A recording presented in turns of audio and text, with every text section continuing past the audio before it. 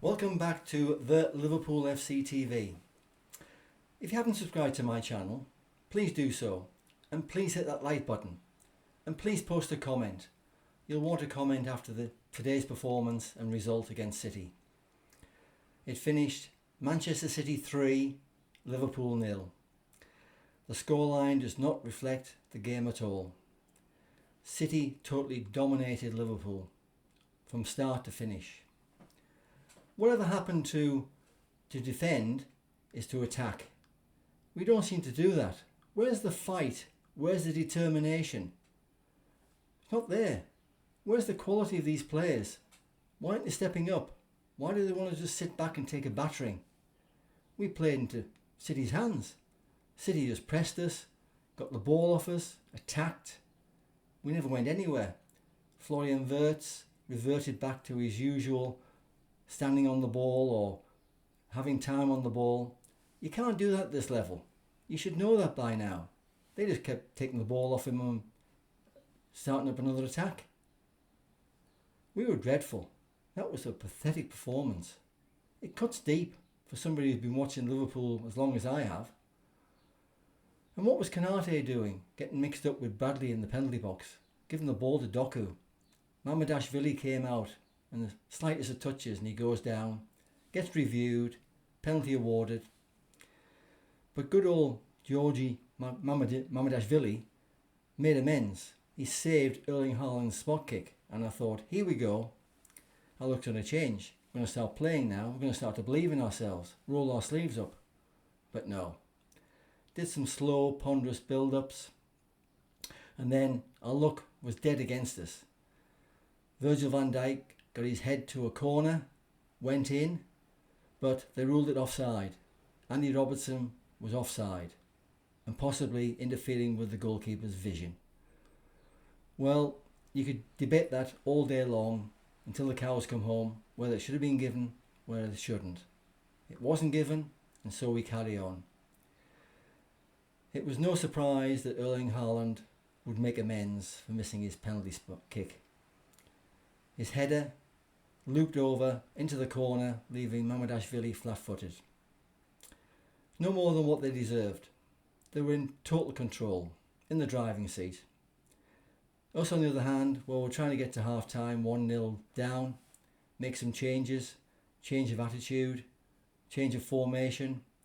But no, 45 plus 3, Nico Gonzalez's shot clipped off Van Dijk's ankle, wrong footing Mamardashvili, 2-0. So they went in 2 up at half-time. I expected changes at half-time, but there weren't any. And our attitude didn't change either. We kept playing the same way, going forward, playing into Man City's hands, getting caught offside too many times. And it took us to the 76th minute before we actually had a shot on goal. Dominik Szoboszlai's shot was palmed away by Donnarumma, who had another good game against us in goal. He did that last season for PSG in the Champions League. And 3 minutes later, Salah managed to wriggle free from O'Reilly, get into the box, flick the ball over Donnarumma, and the ball slid wide. It wasn't going to be our day. We weren't going to score. Rubber the green. Our luck was totally out. City, on the other hand, well, they were playing really well. Little Belgian Jeremy Doku was in outstanding form.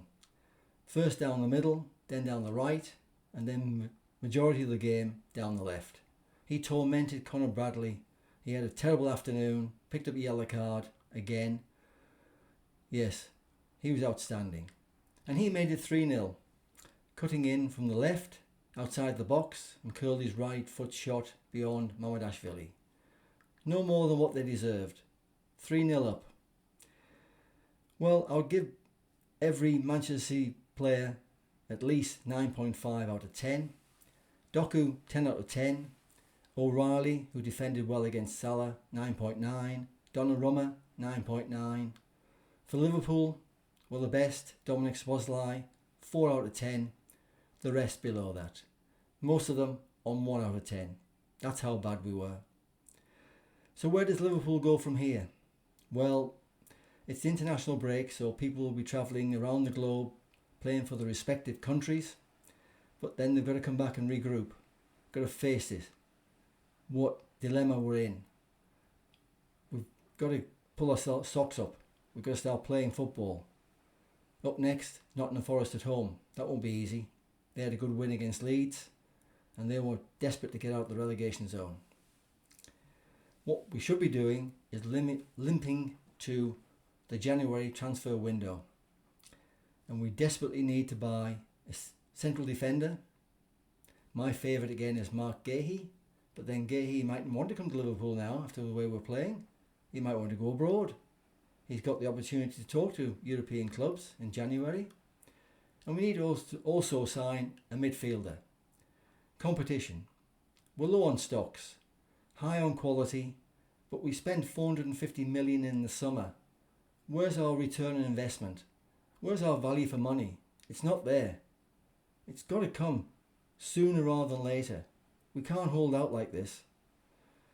City made us look, at best, top 10 in the league, at worst, mid-table or just below. We're not there. We've got to fight tooth and nail to make it into the top 5 for the Champions League qualifications for next season. Our title chances, well, they're ebbing away. As every game we get beat. That's 4 away games on the trot. In the Premier League we've lost 5 in total. That's 15 points we could have done with, but we haven't got it.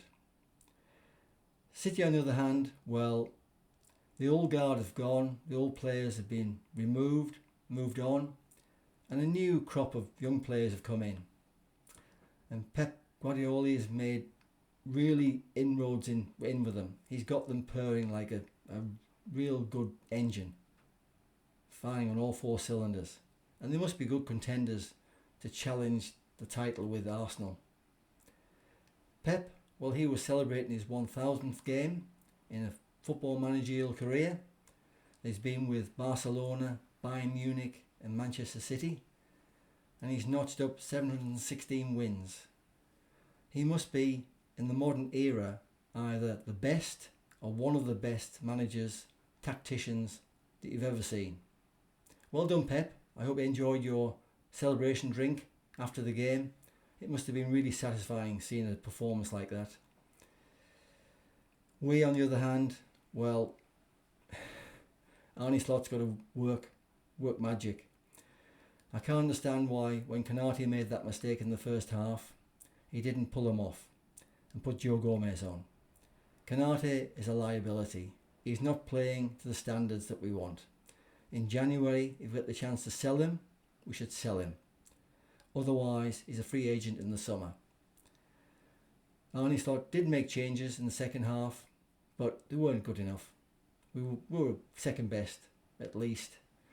Kept getting caught offside too many times, played into Man City's hands. And City, well, they reaped the rewards. They really looked good tonight. We looked ponderous, low. I don't understand how starting 11 against Real Madrid on Tuesday night can play outstandingly well and then go to the Etihad and play as poor as we did. Please, can somebody comment and let me know what you think about the performance, the result, players. It's all there. You can't sugarcoat this. This was appalling. And for somebody who's watched Liverpool for many, many years, it cuts deep. It hurts. It's hard to take. But, tomorrow is another day, and we want to see a big improvement from here on in. This is the last of the international breaks, and so we start playing week in, week out until next May. So we've got a lot of work to do. Thank you for watching my video. Please look out for my next video, which will be the match preview of the Liverpool versus Nottingham Forest game. And so until then, take care and goodbye for now.